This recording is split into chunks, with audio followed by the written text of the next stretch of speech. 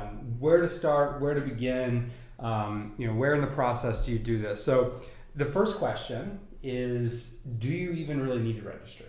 So I think generally the answer is yes. You want to give your guests some direction as far as what you're hoping for. So while it may not be a traditional items that you're thinking of registering for, unless you want to receive, just a mishmash of whatever people deem watermelon platters and, whatever people deem to be good wedding gifts, I would suggest giving people a little bit of insight into what would be good for you, especially if you have a lot of things already. Giving a little bit of insight as to, we don't need plates, but we could really use a refresh on our towels or whatever it is, or maybe some more untraditional items. But having an idea is always helpful for people. That way they can give you something that you actually want instead of lots of returns post honeymoon. Right, especially returns for stores potentially across the country that you maybe don't have access to. Exactly. Or have any clue where it came from, because I know when we've returned things in the past at other stores, sometimes it came from one store, even though they sold the same product, there's a different SKU, so you kind of end up in this whole very frustrating process. Right, you're not sure where it came from. Right. Exactly. So the short answer is yes. Pretty much. Okay, perfect. So if so, then what do you register for? What sorts of things? Like you mentioned towels, and not watermelon platters. Hey, you might want a watermelon. I guess if you're super into it, that's true. I think, so traditionally it's kind of those household goods.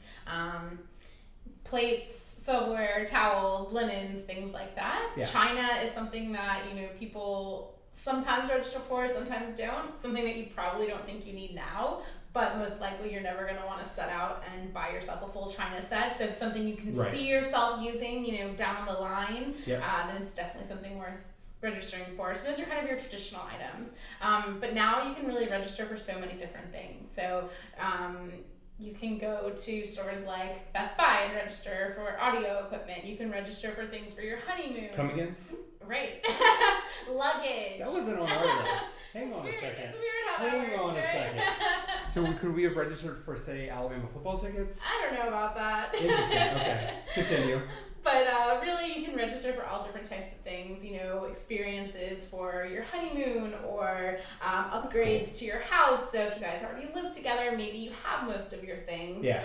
So just kind of thinking about what would be a really nice gift. Obviously cash is something that's obviously always appreciated as a wedding gift.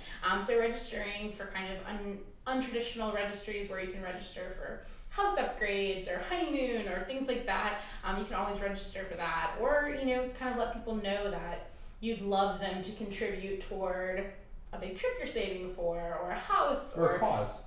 Or a cause, yeah. I mean, doing something for a charitable cause is always a nice thing too. Yeah. So there's different ways you can word it if it's not kind of that traditional thing that you want.